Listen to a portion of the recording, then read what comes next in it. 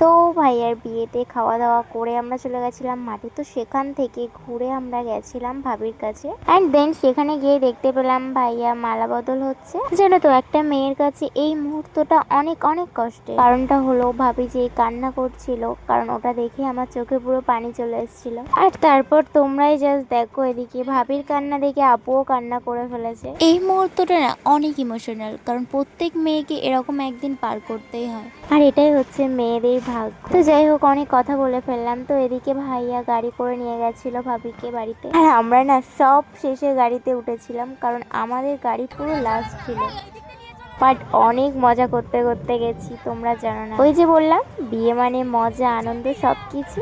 একদল মেয়ে যেখানে সেখানে আর কি, শুধু আমরা বোনেরা ছিলাম না, এখানে ভাইরাও ছিল। তোমরা তো দেখেছো এর আগের ভিডিও, ভাইয়ার বিয়ে হয়েছিল খুব একটা দূর না, তাই জন্য আমরা সবাই গ্রামের মধ্য দিয়ে চলে এসেছিলাম বাড়িতে। তো আজকে ভিডিওটা এই পর্যন্ত, দেখা হচ্ছে নেক্সট মিনি ব্লগ। বাই।